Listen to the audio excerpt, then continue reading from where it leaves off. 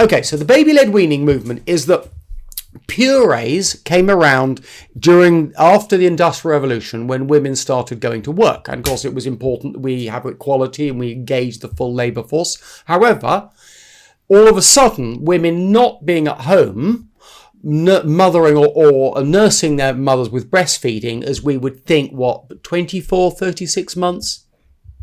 This is the sort of numbers that are thrown around.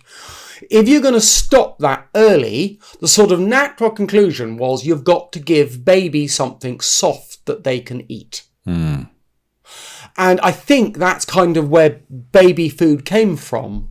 But I think that I kind of think it's this assumption. We all have the assumption that these poor little darlings are so delicate they couldn't survive. They can't miss a meal. They've got to have clockwork bedtimes. You know what? Those humans, they're pretty hardy animals. They've done rather well, actually. They're not that delicate. And so the idea with baby-led weaning is you go directly from breastfeeding to solid food. Mm-hmm. So you have this transition phase when you rely on breast milk for nutritional value while you start ramping up hard food. And you start giving, so if anyone's listening to this, a good way to start it is you cut the veg that you're going to eat up into chunks 1.5 times a baby's fist length. So if a baby picks it up, a bit will stick out one side or the other side, and they can nibble on it.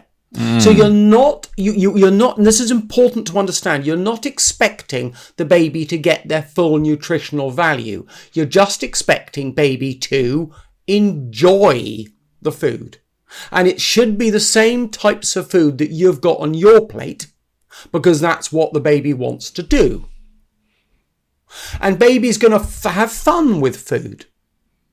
You're going to use the breast meat for nutrition, and you're going to watch in the nappy, that you might call diapers, but the correct name is nappy.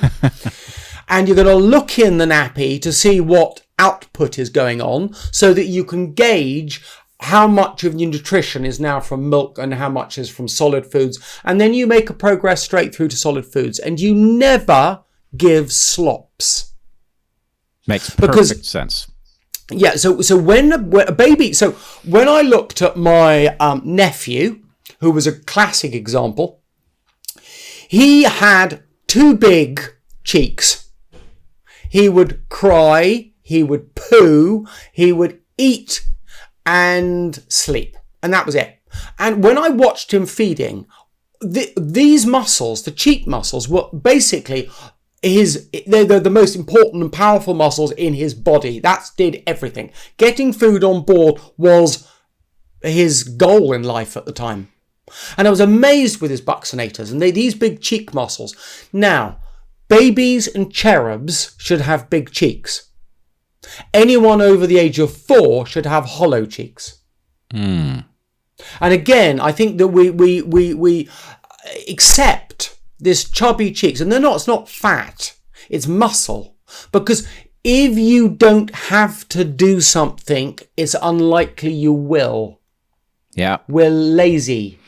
Well, so let's do that part right. Our ancestors were deprived of food almost all the time. They didn't have enough.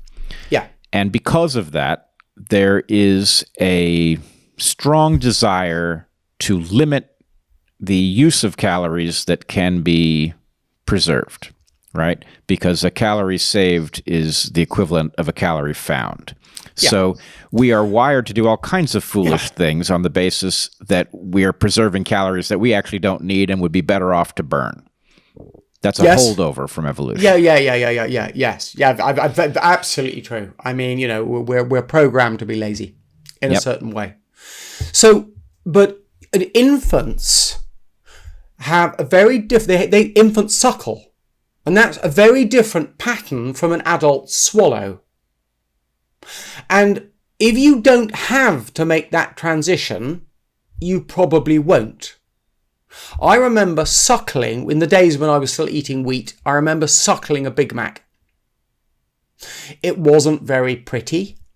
It was a bit messy, but I managed it, and I suckled the Big Mac. I just, used a suckling time action till I'd got the whole Big Mac in. It took a bit of fluid, but you could do it. And I think that most people still suckle, you're swallowing. So use this musculature when they swallow, and we've never made the full transition. And that's baby-led weaning. Let me understand what you're saying. You're saying that because we skip this phase where babies should be learning how to deal with solid food, that we learn to eat solid food with the mechanical approach that we would take to a liquid food. In other words, when somebody purees the carrots, they turn it into what we would eat as we would breast milk. The suckling reflex continues, and it gets developed into a kind of, a kind of chewing that is effective enough to get the food ground up and digestible, but it does the wrong things to our faces. Yeah. So, we're supposed to move from the infantile suckle to an adult swallow, and I think we get about 40-50% of the way there. We modify. When you need to bring the teeth into action, but we're using our facial musculature. Mm-hmm. So we're using the facial nerve, not the trigeminal nerve, we want to get complex, in our swallowing process. And I think that's causing deeper problems than we would otherwise imagine. But particularly, it's upsetting the balance. So when I do, and I'm not the best, sometimes I do a bad swallow. I do a little bit of, but if you do a proper swallow, there should be nothing. Whereas you see so many people doing this sort of thing. Now, if you're sucking like that multiple times a day, every day, eventually you're going to pull everything back. And most people, if you take a ruler and you line it from the tip of the nose to the tip of the chin, a huge number of people have sucked that whole segment back. You're sucking the teeth back. Well, you wonder why you don't have enough space for the teeth or your wisdom teeth. Then you suck the tongue space. So the tongue now has to rest closer and closer to your airway. And that's just endemic. When I walk down the high street again, victim, victim, victim. And they're not even aware of this. Parents think it's like pureed food. It's the go-to. When are you going to get pureed food? When we had our first child, several people gave us some more bottles of organic pureed food, which I binned. Good man. All right. So let me ask you a couple more questions. I mean, unless you had something you wanted to... Well, I was just going to say that a couple of other things that I've noticed is that we've now got sugar in everything. Now, if you either put on weight, you lose weight, or you stay the same. Now, if you're going to stay the same or the same trajectory on your percentiles as a growing child, and you start having, someone gives you a sugary snack, so they give you your sugary snack, you eat the sugary snack. Now you're going to eat less other things. So in the net effort you're going to go to has now decreased because you've had some easy calories. And I think that's endemic now in society, that we don't have to make as much effort to gain the calories that we're consuming to survive. And then the other one was, when I was at school and I would be walking along the street with my hands in my pockets, like this, a teacher would come and boom, smack me around the head hard, say, hands in behind your back, stand up straight, get going. They would now get sacked for doing the same thing. Yeah. When I was young, you went into classes, you all sat up straight. Now you go in and these kids look like they're having a Sunday afternoon movie session and no one's saying anything. No one's saying stand up straight. Yep. Only 100 years ago, people were growing with far straighter teeth and better facial form. Go and look at the movie. Go and look at, go and Google beach and 1960. People were slimmer.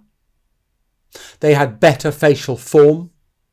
And I mean, we're watching everything just in front of our eyes. It's one of a dozen pieces of evidence that this can't be a genetic problem. Yeah. It can't have. Since 1960, no way.